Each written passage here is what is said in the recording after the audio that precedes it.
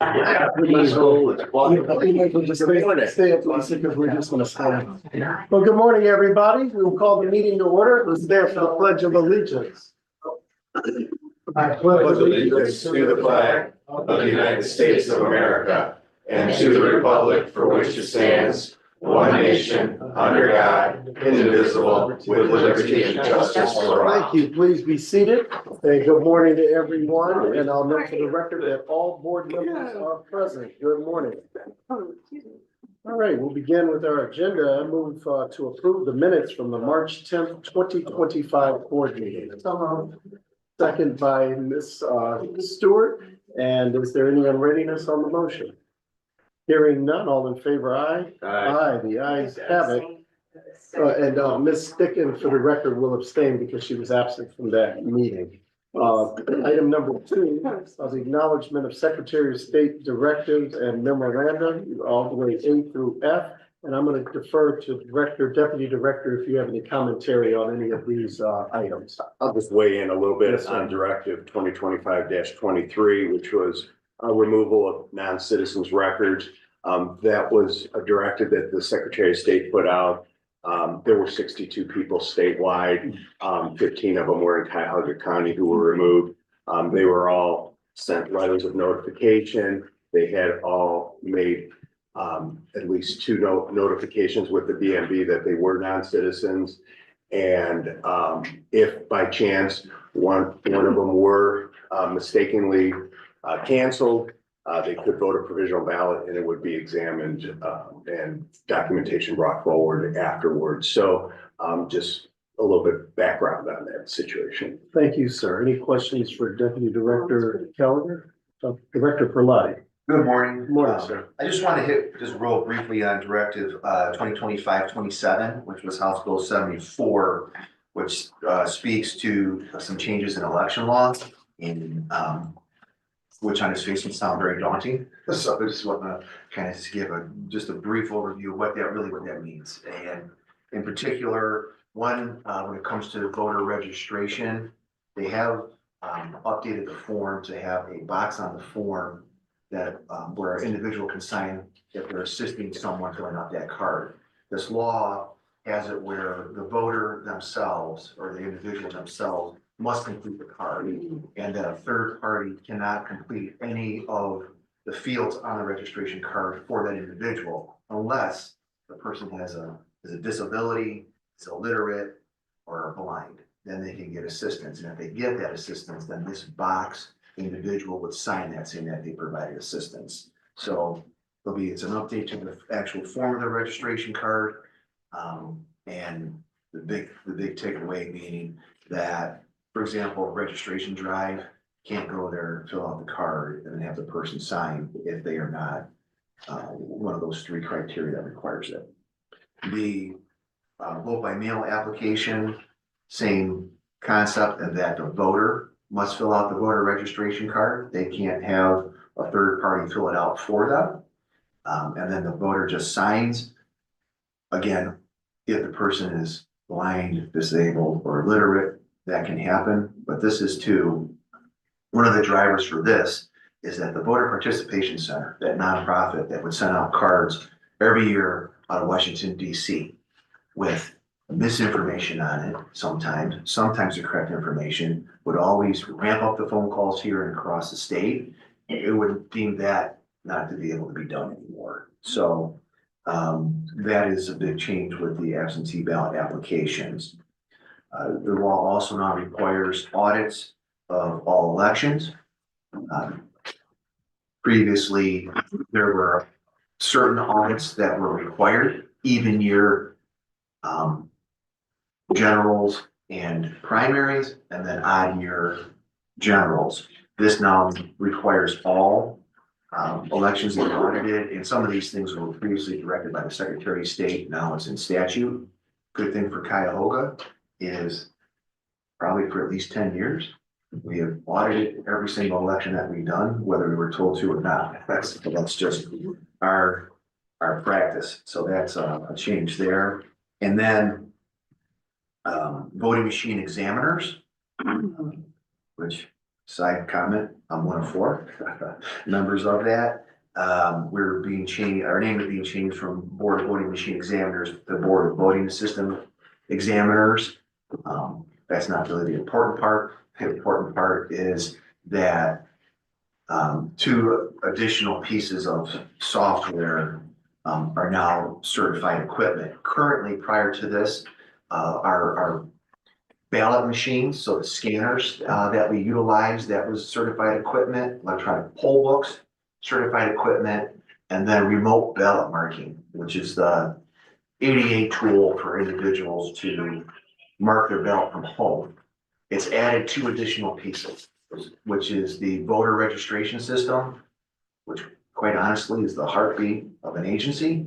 All our different departments utilize execute elections. It's much more than just voter registrations and ballot on demand printing, which is what we currently do down in the early in-person room. It's interesting because we bought that from Clear Ballot, which is certified equipment vendor. So there's going to be some things to figure out as far as testing matrices and what will be required of the voter registration system and the ballot on demand for individuals. So individuals who purchase these up prior to this, we're kind of grandfathered in, we're able to purchase that equipment now on a go forward basis. They will have to wait and get a list basically of certified vendors and how we do that. So those are probably the biggest takeaways from that election law change as far as the impact on May 6th. Really the closed registration is done, so that's not there, but the third party with the vote by mail applications is probably the relevant thing that would be in play for May 6th. Because of the type of election this is, we don't see a lot of organizations with big vote by mail drives. So I don't anticipate really coming across this very much for this particular election. Thank you. Any questions for Director Berlotti? All right, I move to acknowledge Secretary of State directives 2025-23, 2025-25, 2025-26, 2025-27, advisory 2025-02, and memorandum 2025-01. Second by Mr. McCafferty. All in favor? Aye. The ayes have it. And on to agenda item 3, the chair recognizes Mr. Mike Dever. If you would come forward, and as you come forward, Director Pilati, if you would give us some context to what we're going to discuss. So agenda item number 3, 1801 Superior Avenue transition update. As we know that this is the street address of the building that the Board of Elections will be moving to in 2025. It will be our new operations center, our new early in-person voting center. And it's been a project that partnering with the Department of Public Works and the County Executive's Office have been at it for some time. It is a big undertaking. Some of you have seen the building. It is quite impressive, quite nice looking, and it is close to being where it needs to be for us to set up shop. Our plan is, as we had previously said, we're going to run this election at this building. So early in-person voting, absentee voting, all those things are staying where they are put, but come shortly after the May 6th election. In fact, the following week, May 12th, is when we plan on starting to move equipment and individuals into that building and do that over about a 3-week period of time. And again, a lot of the construction is done. It's a multi-layered project in which the landlord is responsible for some, Public Works is responsible for some. And so what Director Dever wanted to do was, as we are, like a month away, just provide some updates on, because it's not 100% there, but how we get from today to where we are, where we will be 100%, be able to function on day one, and just hit a little bit on the building, parking, the permit process and stuff like that. Thank you. Director Dever, welcome and thank you for being with us. The floor is yours. Thank you, Chairman Curtis. Really appreciate coming here and seeing you again and welcome Judge Stewart joining the board also. It's good to see you. Thank you. Tony has just pretty much gave a pretty thorough update, I think, in regards to where we are. We are planning for the move to take place the week of May 11th. It seems like everything is in order here. Obviously, we're always concerned that something could be missed here, so we're going to stay vigilant and stay on top of the project. In general, what Tony has outlined is accurate to what is going on. We have still some punch list items that are being performed on the project, but nothing that's going to prohibit the board from being able to occupy the space. Just last week, we got our certificate of occupancy, or should I say the owner of the property, ICP, received their certificate of occupancy, temporary certificate of occupancy, so that we can get into the building. There is really no functional difference between the temporary certificate of occupancy and the permanent certificate of occupancy, which will, our hope is that will come about sometime towards the end of April. If it doesn't happen at that time, there will also be the landlord will request an extension of that temporary certificate of occupancy. But the life safety and the security of the building are all been approved. So we are all systems go to move into the building. So with that, I'll just pause here because I'm sure the board has some questions for me, and I'm open to answering the best I can. Board members? Questions for Director Dever? I have one as far as it relates to parking, and how we will work that out between us and our neighbors in the facility. Yeah, that's right. So as you all know, that the Department of Health and Human Services, a portion of that overall department is made up of roughly 2,200 people. A portion of that will be moving into the building. Our hope is towards the end of this year, it'll be a phased approach similar to what's going to happen with the DOE to move in various components of the Health and Human Services building. We are meeting actually this afternoon with the contractor to talk about the owner of the building, to talk about that phased approach, when they believe they'll get the work completed on the upper floors for Health and Human Services to move out. And then I'll have a schedule, I hope, within the next 2 to 3 weeks from them saying when they anticipate they'll be completed. Once the contractor is completed with their work in the building, then we have to furnish it for the Health and Human Services group. So that's a secondary step here that will take a little bit of time. So we're just trying to get that coordinated schedule in order. Parking for the facility, the garage is still, there's punch list work going on within the garage space itself.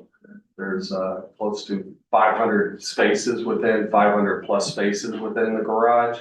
That is close to being completed. The contractor has committed to having it completed mid-May. I think we'll have portions of the garage available for use.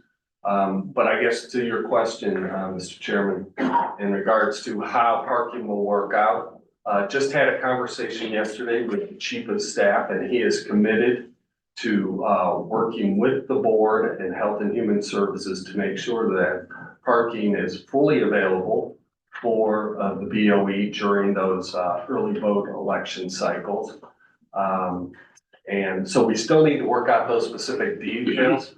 But the parking is close to 2,000% greater than what you currently have available. So it's a sea change of availability. So I'm very confident, and like I said, the Chief of Staff wanted to make sure I relayed that message to you. Thank you, sir. Other questions from the board? Where's backup power at? Backup power is still being worked on. Okay. Matt Reimer from my office, who's in charge of my facilities group. That's a project he's specifically heading up. The generator that was initially scheduled to come to this building was paused once we entered into an agreement. It took 2 years to order that generator and get delivery on it. So that backup generator, our hope is to have it in place by midsummer here. So we're still working out the details. The permit has gone to the city of Cleveland, and we're looking to get approval on that permit shortly so that we can do that install of the temporary. That would be specific to the building itself. The garage space, which is going to be working space for the BOE also, is going to have a separate generator. And we're committed to making sure that that is up and running for the next election cycle. Thank you. Also the shared conference rooms, I think they wanted to do poll worker training there. Will those be available? Because I think it might be for the August. Yeah, so that's gonna be part of my conversation with ICP. Okay. That was scheduled for the second phase to have those available. So it's really very minor cosmetic work in general that needs to take place in those conference rooms, which is really painting, carpeting. Also the IT, the IT system that is gonna be in place. That Root is the name of the group that's doing a lot of that work. So we're still working out the schedule when they will have that available in those conference rooms. So we see that as a kind of for the next phase of the project, that could be a priority to get those conference rooms up and available.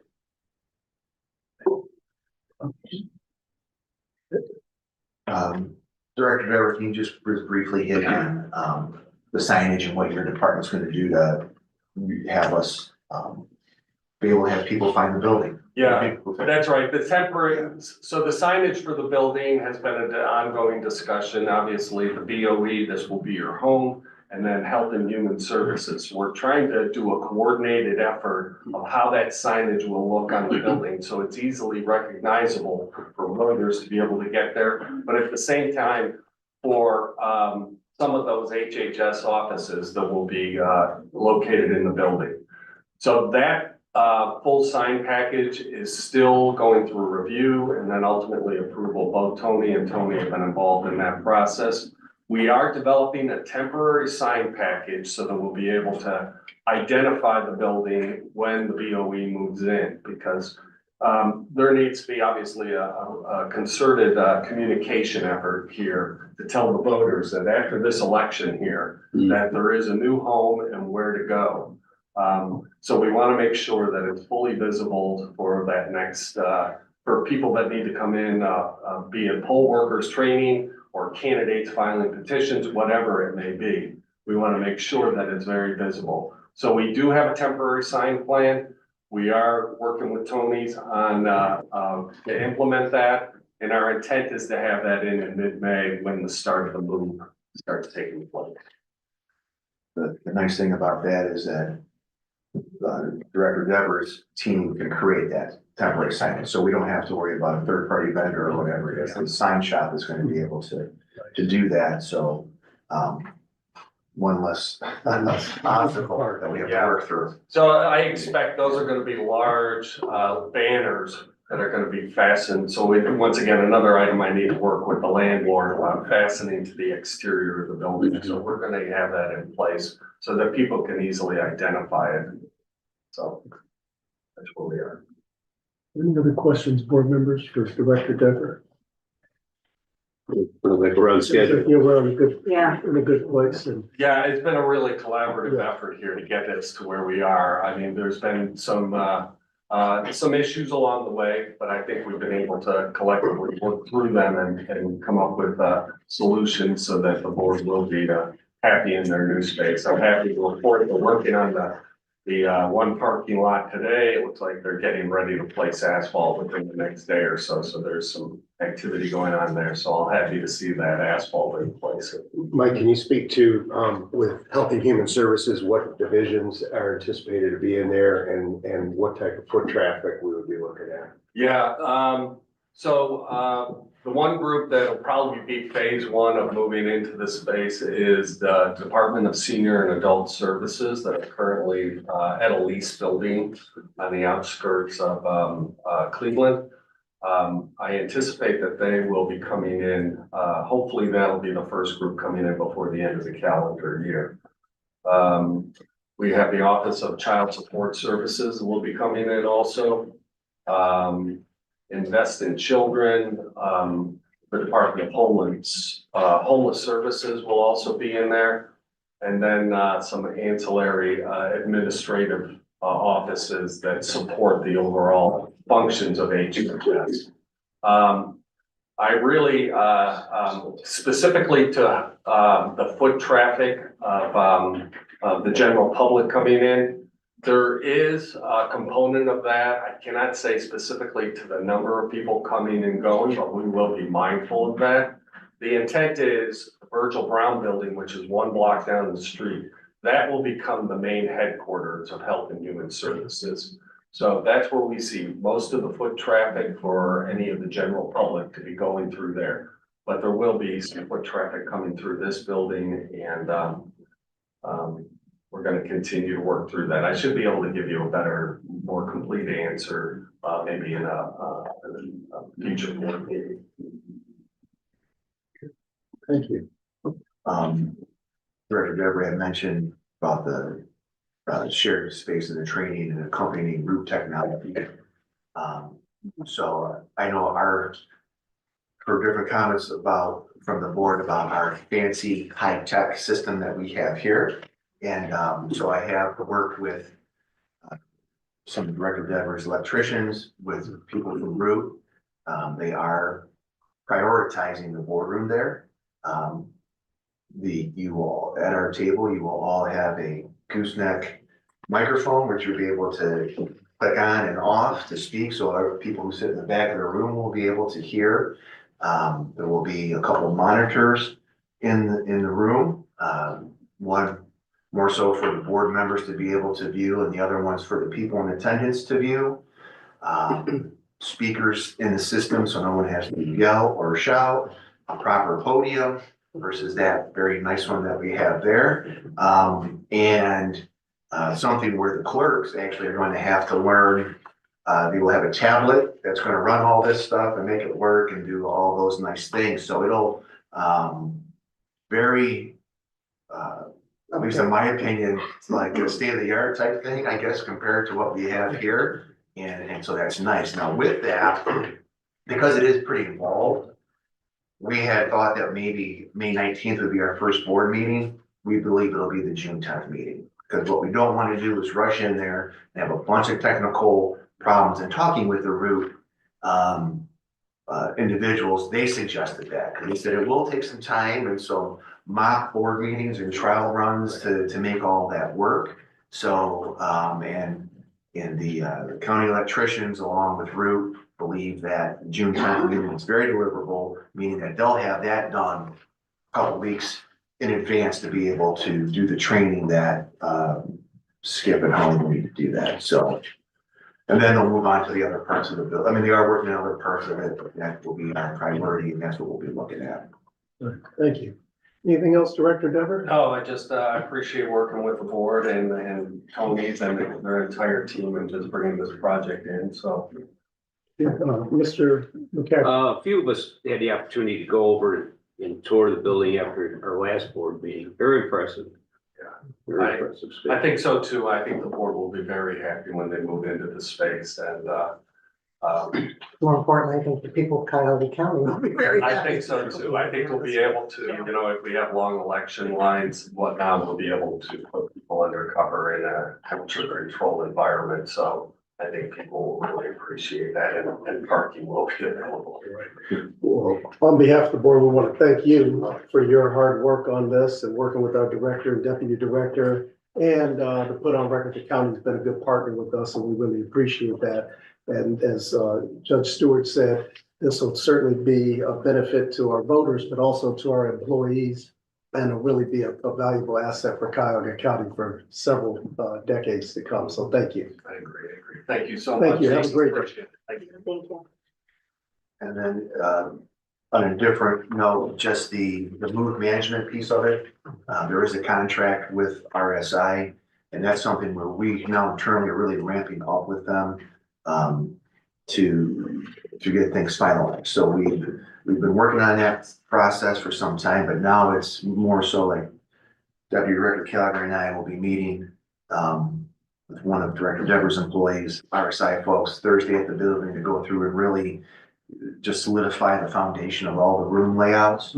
And so then we can get all the next pieces, parts. We're gonna have boxes showing up soon for employees to pack and those types of things. So that is, while Director Deborah has a lot of focus on the construction part and is responsible for the move management contract, I think the staff here, Deputy Director Keller and I, we really move more so into the move management portion of this project and hit that hard. And as you know, we got a lot of free time, not too much going on around here. And we'll figure out how to make it all happen. Thank you, sir. Thank you, appreciate it. On to agenda item 4. I move the acknowledgement of the ballot groups for the May 6, 2025 primary/special election in accordance with the ballot grouping policy approved by the board at the March 12, 2021 board meeting. Second. Second by Mr. McCafferty. Any on readiness? All in favor, aye? Aye. The ayes have it. And I move the final approval of the ballot order for the May 6, 2025 primary/special election. Second. Second by Mr. McCafferty. Any on readiness? Hearing none, all in favor, aye. Aye. The ayes have it. And on to candidate and petition services. I move the acknowledgement of death in office with our sympathies for his family of Ed Welsh III, Gates Mills Village Council, member of council, and move to acknowledge the resignation of elected office of Ruth I. Gray, South Euclid City Council, member of council Ward 1, Joe Frank, South Euclid City Council, member of council Ward 2, and to acknowledge the appointment to elected office of John Onisco, Gates Mill Village Council, member of council, and Lynn Calabrese, South Euclid City Council, member of council Ward 2. Second. Second by Mr. McCafferty. Anyone in readiness? Hearing none, all in favor, aye. The ayes have it. And on to item 7, I move the acknowledgement of the candidate withdrawal from the September 9th, 2025 primary election. Mark G. Crosby, Cleveland City Council, Ward 1, nonpartisan, and Kyle V. Robinson, Lakewood City Council, Ward 2, nonpartisan. Second. Second by Mr. McCafferty. All in favor, aye? Aye. Aye, the ayes have it. Thank you. And on to election support. I move the final authorization for the allocation of voting equipment for the May 6, 2025 primary/special election. And allocation qualities are based on anticipated voter participation per polling location. There'll be a total of 3,346 voting booths will be allocated, 706 ClearCast scanners, 278 ADA clear access voting units, and 806 electronic poll books. Second. Second by Mr. McCafferty. All in favor, aye. Aye. The ayes have it. And on to item 9, and the chair recognizes Ms. Tara Brown. Good morning. Morning. It's resolution for your consideration today. Resolution A is for the annual electronic poll book maintenance and license payment to Tenex Software Solutions in the amount of $181,250. The original contract included 10 years of maintenance and license renewal, so this payment will cover year 9. All right. Want to take these individually? Board? Or Good. you're gonna go through the whole? You can do all of them. Okay, you can go through the whole list. Thank you. It's fine. B is a contract for remote ballot marking and sample ballots with Democracy Live for a not to exceed amount of $7,023.48. Remote ballot marking is a vote from home absentee voting system for voters with disabilities and is considered a certified voting equipment authorized by the SOS. The next 3 are for amendments to existing contracts, and it's to add additional funds to the expansion of the May primary to a countywide election. So C is the Clarac doing business as Enterprise Rent a Car, and this contract is for van rental and is to increase the not to exceed amount by $30,442.50. D is with Berman, a contract amendment for voting equipment, moving and storage to increase the not to exceed amount by $58,986.08. E is a contract amendment with Midwest for ballot printing and mailing services to increase the not to exceed amount by $17,413. And the last item is a contract with LEMS, Law Enforcement Management System, and it's to provide election night drivers for the May primary. Thank you, Ms. Brown. Any questions for Ms. Brown? No. Okay, then I move to approve the resolutions A through F, all inclusive as presented. Second. Second by Mr. McCafferty. All in favor? Aye. Ayes have it. Thank you so much. Thank you. Okay, on to registration. The chair recognizes Mr. Hassani Wheat. Morning. Morning, Morning. Asani Wheat, Registration Manager. You should have in front of you a Form 257, Challenge of the Right to Vote and Correction of Registration List that was submitted by Mr. Hassani Wheat and received by the Board of Elections on March 13th, 2025. Mr. Wheat, a registered voter in Cuyahoga County, is challenging the voter residency of Lisa Badger. Upon periodic review of addresses in the voter registration database, the address of 6040 Enterprise Parkway, Solon, Ohio was identified as a commercial address and is more notably known as the Town Place Suites by Marriott. Mr. Wheat noted in his challenge that letters were mailed on February 7th, 2025 and on February 25th, 2025, informing Mrs. Badger to confirm her residency at the 6040 Enterprise Parkway address or to update her registration to a residential address. Mrs. Badger has not updated her address in the voter registration database since the letters were sent out. Therefore, the voter registration of Lisa Badger has been challenged under Ohio Revised Code 3503.02A. Thank you, Mr. Wheat. Now you presented to us in that capacity as registration manager. I'm going to swear you in as the complainant and then go from there. Raise your hand. Do you solemnly swear that the testimony you're about to give be the truth, the whole truth, and nothing but the truth? I do. Okay, Mr. Wheat, do you attest that everything that you have spoken to is the truth and the whole truth and nothing but the truth? I do. Okay, thank you, sir. Any questions for Mr. Wheat as the petitioner? Okay, thank you. The chair recognizes Ms. Lisa Badger. Is Ms. Badger present or online or an attorney representing her? We note for the record that the respondent is not present. Any questions or comments from the board? Yeah, I have one. It's maybe not totally related, but you mentioned when you started, you do periodic checks of addresses. Can you Yes, so elaborate a little bit on it? Yeah, Yes, this kind of so, caught me. I'm wondering how do we find this, you know? the registration department in consultation with our GIS department, we will look at addresses that basically in our database is coded as a business address or a PO box address. Anything that is not coded as a residential address. And periodically before every election, we try to see if there is any active voters that are registered at a commercial address. And if they are registered at a commercial address, we will go ahead and do the research, try to contact the individuals to change their address to a residential address. Mr. Director, yes. Let me expound on that. So in this particular case, the individual, she registered at this location, wasn't being commercial. GIS department had converted it at some point to a commercial address.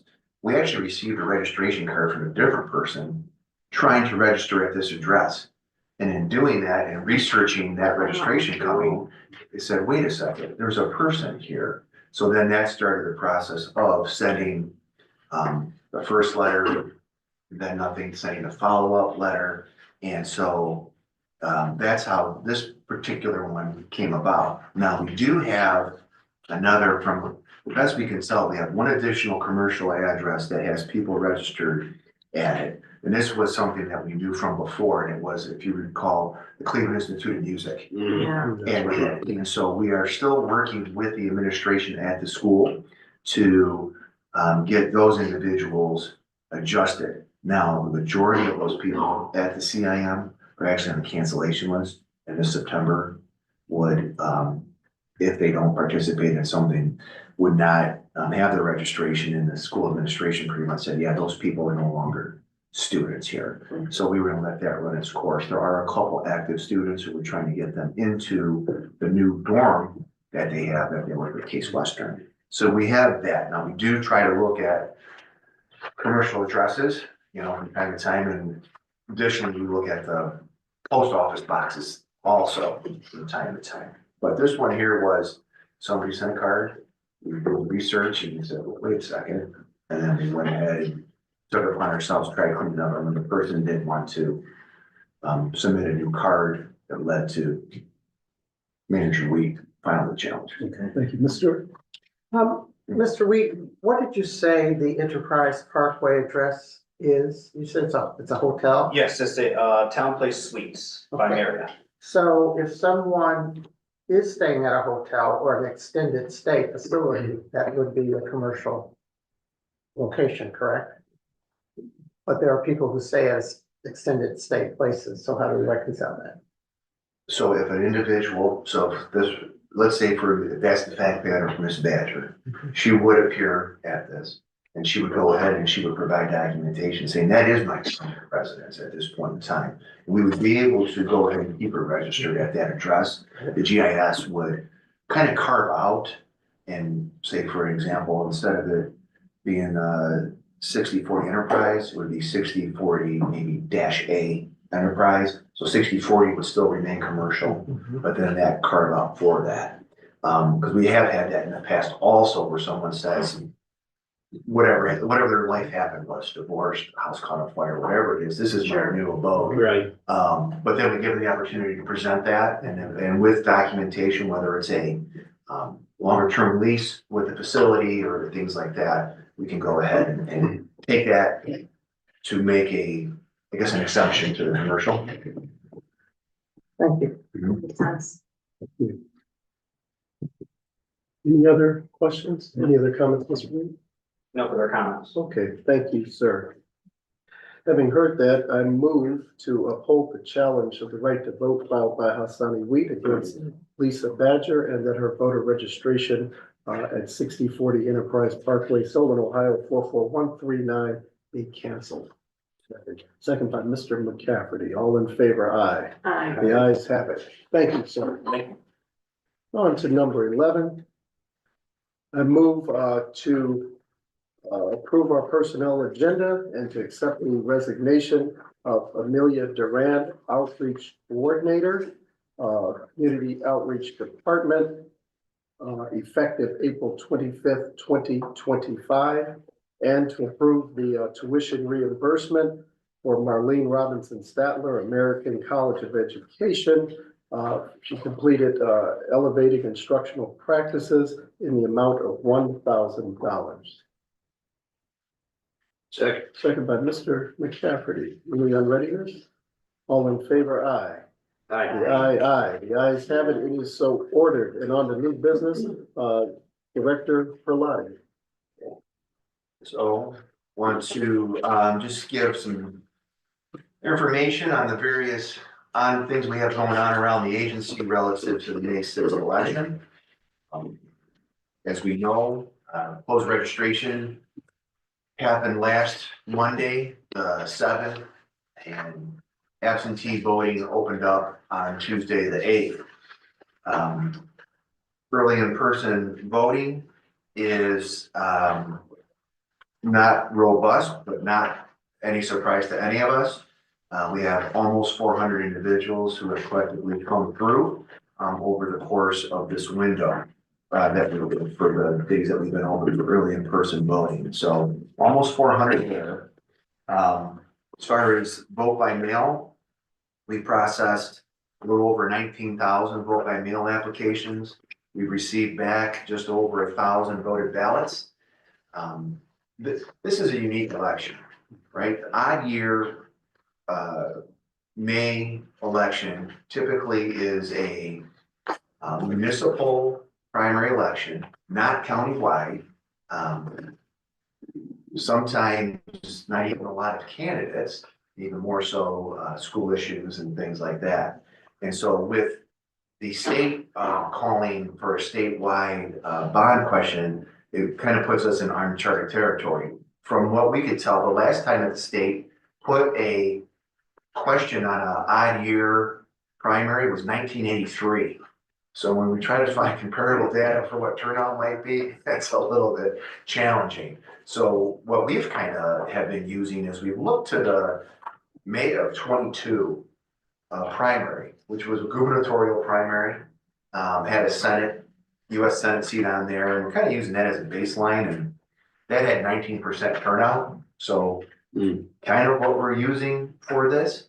Don't know if we'll quite hit that turnout, but you gotta pick something and prepare for something. So we're kind of looking at that. So I would say, like, for example, in that election, we had 30,000 vote by mail ballots. We're at 19,000 apps. To get to 30,000, we would probably need to process 35,000 plus, because you don't get 100% return, and I don't know if we'll necessarily get there. Over this past weekend, we had a little over 1,000 requests for us to send applications out to individuals. That is not a lot. Our voter information guide, which hopefully all of you have received, that's really the trigger to gin up business. And I think we've gotten all the juice out of that mailing that we're gonna get. And so I think we'll have just a slow creep towards the close of absentee, and don't really think that we'll get a lot more than this. I mean, 19,000, maybe we'll get up to 25,000 or so, so we'll see. Again, vote by mail, day one was a little over 100 people. It's been under 100 sits, and probably will stay that way till we get to the tail end. I think the things that really will drive turnout is there's 5 school districts on the ballot, and that's where I think you'll see the higher turnout. A lot of individuals don't even know that they have an election going on, because I don't think you're gonna see a lot of advertising on state issue 2. So vote by mail is going well, and we're just, clicking away at it. This is the first time that absentee voter services under the new department we created last year, Manager Becky Brake. So she is actually overseeing the early in-person process. We have migrated that away from candidate petition services. Of course, Brent is a phone call away or a walk up the floor 2 away with any questions, but Steve Dell has migrated over into absentee voter services, and we know that he is the vote by mail guy in the state, so she's got him to help out. But as we're trying to cross train to our confined voter, which is nursing homes and jail voting, that we're actually running that out of this building also. So giving some exposure again to that process, and the confined voter group some exposure to the early in person. So we're starting our cross training now. So when we get over to 1801 Superior, we're that much further ahead down the road. And this is probably a good training election with the not crazy volume of people coming in. Parking for absentee, the primary parking is our back parking lot. We have moved employees out. Channel 5, who has always been a good partner, again, is allowing us to utilize their parking lot to take those individuals who typically park in this lot over to that space. Now, that back parking lot is both for ADA and non-ADA voters. That is a change from November when it was an ADA only lot. So we have thus far ample parking, but we do have also additional lot in case something changes and we would need to have overflow. We do have one of the lots that we previously used available for that. Okay, so that is absentee voting. The ballot department, one of the things you did today was you approved the proofs, so that is done. Logic and accuracy is what follows that process. That has been completed, and that finished up last week. that was successful. And then what we've also had is the election day ballots arrived from Midwest Direct, our ballot printing vendor. After yesterday, we now have 100% of our election day ballots, and what the ballot department does is goes through the packs and does a quality assurance on it, making sure that the barcode that is shown on the ballot pack reads by our electronic poll books, and make sure that everything is in order for that. So that will be ongoing, and they will continue to do that. So they are on target for all their quality assurance measures. They have not had to yet fire up the vote by mail scanners for this election, and quite honestly, probably won't scan any vote by mail ballots till a handful of days before the election. They'll let some of that build. Ballot department works in concert with election support, with the scanners, which again have all been logic and accuracy testing. The election support is sealing all those equipments, recording all those serial numbers for security purposes. We do use Berman's moving and storage for transportation of that to poll places. We will have some of our staff report out this Thursday to Berman's to help put together the actual poll locations, meaning the ballot scanner, the ADA scanner, and the cages that contain the ballots, as well as the voting booths, to coordinate all that together for Berman's for delivery. Berman's will start coming this Wednesday to pick up materials to bring back to their warehouse. And again, we have staff going there Thursday to make sense of it all. And then on Monday, the 21st, is when actually Berman's starts making its deliveries out to poll locations, and we'll do that up until we try to have it all done the Friday before Election Day. So everything is on target for that. Poll worker training, recruitment is going well. We are almost 100% hired for this election. We need about 45 more precinct election officials to be hired, and about 15 more voting location managers to be hired. So we are doing well. We have about a 16% no-show rate for our training classes, which isn't bad. I think Chairman Curtis can appreciate this. Getting to that 100% hired is a really good feeling, because then it's just every day needs to happen for the training. You can't speed up the training, but at least you have the bodies to go to training. So we're about there. We're looking good with our hiring of backup poll workers, standby poll workers. Really, I think a lot of our efforts at this point is shifting over to the hiring of the election day rovers and the staff that works at the drop-off locations. So there's a lot of focus there. Poll worker department, I think I hit on this once before, they are doing some different things with their training. Instead of just straight up lecture classroom, a little bit hands-on, more practice makes perfect type environment, and really getting into maybe not statutorily, like we have to hit all these things, which we hit that, but we're really focusing on more so trying to this time, what are the key things to really be successful on election day? And I would say board member McCaffrey can appreciate that too. Attending those classes, Yep. You can't remember it all. But if you can remember those key things, you're going to be successful, and we'll get you through the anomalies that happen. So we're doing well on that front with the poll worker department. All other things really are hitting their marks, which is good. It's one of those things where we're trying to keep staff motivated, and that when they are not well attended, you could get complacent. We'll not allow that to happen. So keeping that fire lit to make sure that everyone is hitting their marks. One of the big things that we'll be dealing with and have been dealing with is poll place changes. So sometimes all you hear is Cleveland. Well, more than Cleveland had poll place changes. Community outreach they did their library tour. I am drawing a blank as to what it was. I want to say 18 libraries that we visited, 10 of which were Cleveland.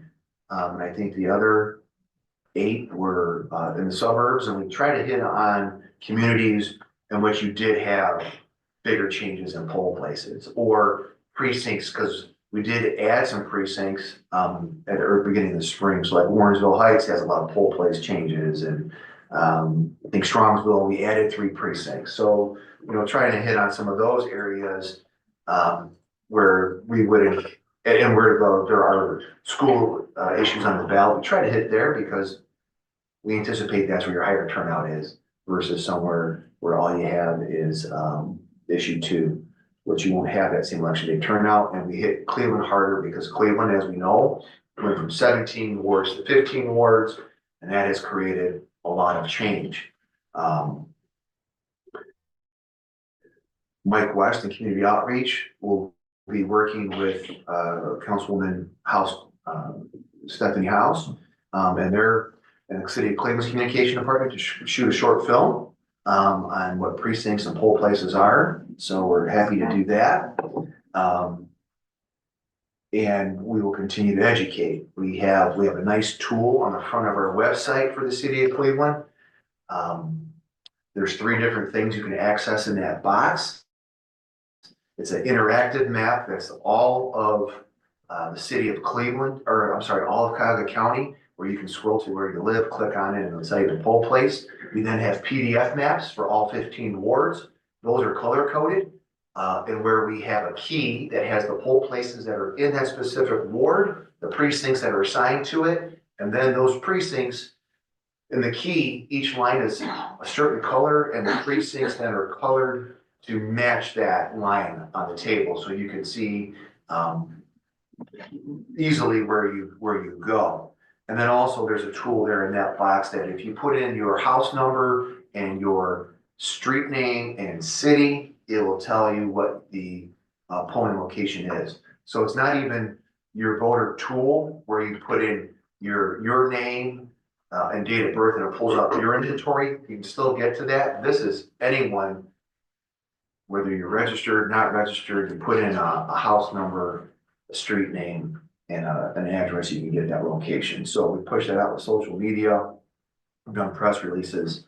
We've sent out our voter information guide, which everyone in the county received.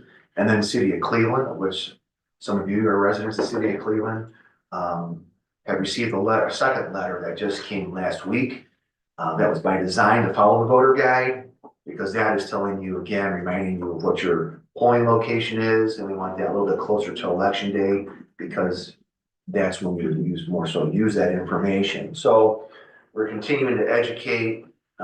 We plan on doing a press conference the Friday before Election Day, where we'll give some last minute items, but the main focus will be just in general across the county.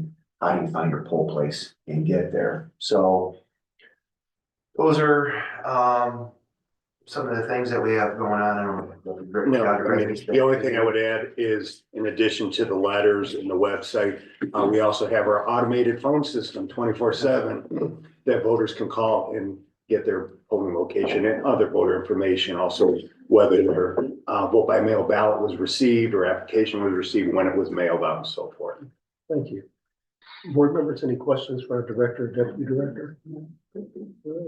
Thank you both very much. All right, the chair has received one request for public comment, and I recognize Ruth, I hope I'm pronouncing it right. Gillette. Left, okay, thank you. The reason why. Yes, it didn't have an E at the end, so I wasn't sure. But the floor is yours. You're recognized, and we'll ask our clerks to the board to set our timekeeper, and we'll hear from you. 5 minutes, yes. And would you please spell your name and your address for the record, please? Thank you. My name is Ruth Gillette, Gillett, and the address is 1517 Clarence Avenue, Lakeville, Ohio. Thank you for giving us this opportunity. I'm here for myself, but also on behalf of the League of Women Voters of Greater Cleveland. The League is interested in assuring the voting rights of women and all people, just as you all are. It's nonpartisan. We don't endorse candidates or positions. We provide descriptions of legislative initiatives, and we promote candidate forums. so that the voters can make informed decisions. The bottom line is the league supports the notion that the more engaged and informed citizens participate in voting, the stronger our communities and our country will be. And I believe that you all share these same values. Regarding the SAVE Act, which is why I asked to make comments today, the league has very great concerns. And I would like to highlight just one of those provisions. And this concerns the requirement that will have the effect of making it more difficult for women, especially to vote, and may in fact end up disenfranchising significant numbers of people. Specifically, is the request that is that people would have to document any name changes that they've had to vote. And using women as an example, myself was married, so had a new name and then went back to my original name. I have already had to document this in order to get a passport and also relative to my social security number. And I was able to do that, but for many people to have the documents on hand that they can bring is a barrier. And I think what we're interested in is in removing barriers to voters. Essentially, we should be about the business of increasing access to voting. And so I know this is a crazy idea, but since the Board of Elections is also about supporting voters and the right of people to vote in a safe way, I thought maybe the Cuyahoga County Board of Elections could take a position on the SAVE Act. And you might want to talk about that. I'm not really joking, but I'm sort of joking. You all look very serious. But you probably aren't able to do that, but it would be terrific if people would stand up who have legitimacy in the community. The House has already passed the SAVE Act and it's in the Senate now. So your voices would make a difference. So thank you very much. Thank you, Ms. Gillette, for your time and for your advocacy. Thank you. Thank you. All right. All business having been cared for, I do not have a request for executive session, so I move to go into recess. Second by Mr. McCafferty. All in favor, aye. Aye. Aye, the ayes have it. Thank you all. Have a great day. You too.